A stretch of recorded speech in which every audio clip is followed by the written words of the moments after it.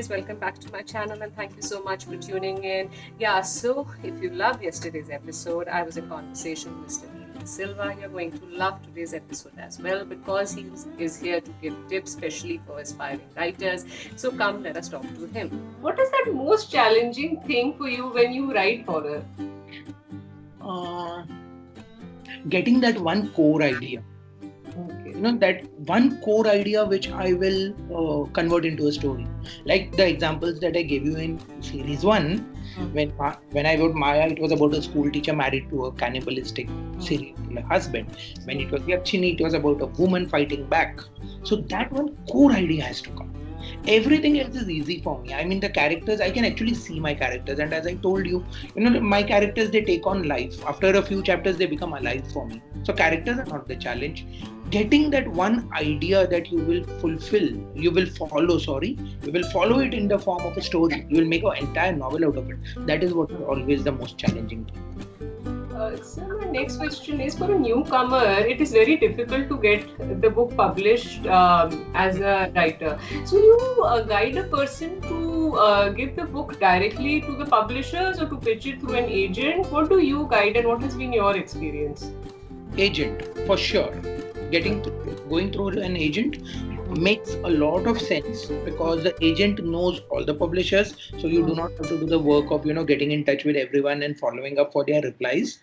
Secondly, the agent also knows which publisher would work with which genres, so your pitching becomes more focused. The agent will also guide you on certain terms once you have a rapport with your agent. Like my agency is the Book Bakers. So once you have a rapport with them, we also discuss about the forthcoming novels. How can they be written in a better way so that more publishers will be interested in it? And also, when it comes to negotiations in terms of royalties and stuff like that, and if you get a movie deal, a screen deal, so all those negotiations, it's always good to have an agent on account. I feel that we authors should focus only on the writing and give all this work to the agents. Okay. What is the one element you see in your hero, and where do you draw that inspiration from? That one thing your hero, or as you said that you have female protagonists more. So what is that one thing your female protagonist must have? Whether they win or lose, they have to come out stronger in the end. That is always what I want. When they start with, any story starts with very extenuating circumstances, it is going to be very difficult for my heroine, yes. But when she moves on with the story, each and every incident that happens has to make her stronger, and she has to fight back. So I don't want to have a heroine as in typical horror movies where she is just running about in a haunted house and shouting and screaming.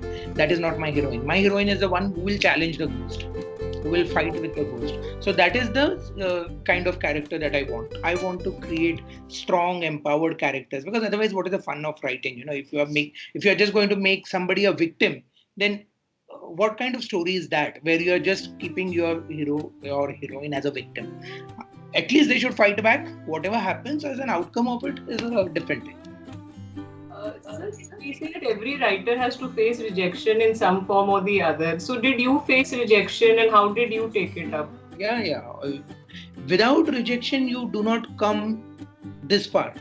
You have to be rejected, and rejection is always, it makes you stronger. It makes you more aware of what you are and where you stand. So I don't take rejection personally. Maybe in my earlier days, I used to think, why did this guy reject me? Or was my writing not good? Was the story not good? So these kinds of things do happen. But now, after 8 books and after 5 years of, really dedicated writing, full-time writing, I know that rejection is not a reflection on what kind of writing you do. Not all the time. It might be, unless if your writing is very bad, then it's a different thing. But if you're writing okay, if you're writing well, you're confident about your writing and you're still getting rejected, then it may not be because of you.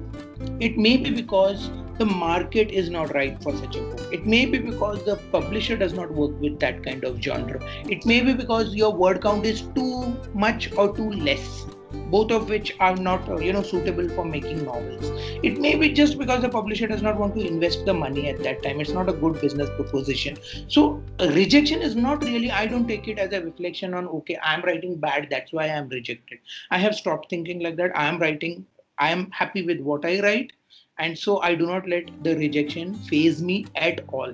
As my agent, my other agent, my book to screen agency, that is Story Inc., Siddharth Jain runs it. Once when a plot idea was turned down by a production house, Siddharth told me that don't worry about it, that story was not for them. So that's it. So that's the way I take it. It's not for them. Yeah. My last question is: any tips which you have for from your side for an aspiring writer?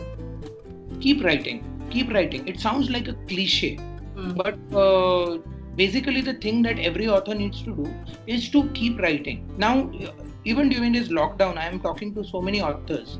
We are all locked down. We know the situation, how it is. Since 20, now almost 21 days are getting to be over, and we are going to extend this lockdown. We are all at home. But still, people have not even lifted the pen to write. I know such authors like this.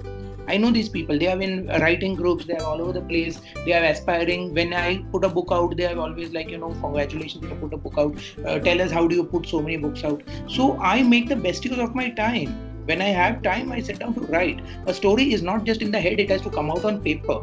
So I keep on writing. I keep these 6-7 hours a day, which I will write. And during the lockdown, when we are at home, we have time. So now if people are not able to do what they wanted to do, then it is not because they don't have time, it is because they don't have that dedication.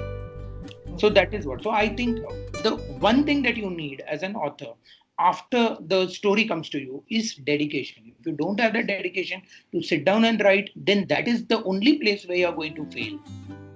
So keep writing is my advice. The strongest one. So thank you so much. So guys, this was my series with Mr. Neil Dsilva. He not only spoke about horror, he even gave tips to aspiring writers. I hope you enjoyed both the series. Do share your views, comments, and don't forget to subscribe and to tune in. I post in videos 4 times a week: Wednesday, Thursday, Saturday, Sunday. What time? 7:30 p.m. And yes, to press that subscribe button. It is very nice and encouraging to receive your comments and views. And yes, take care. Bye. Be safe. Bye.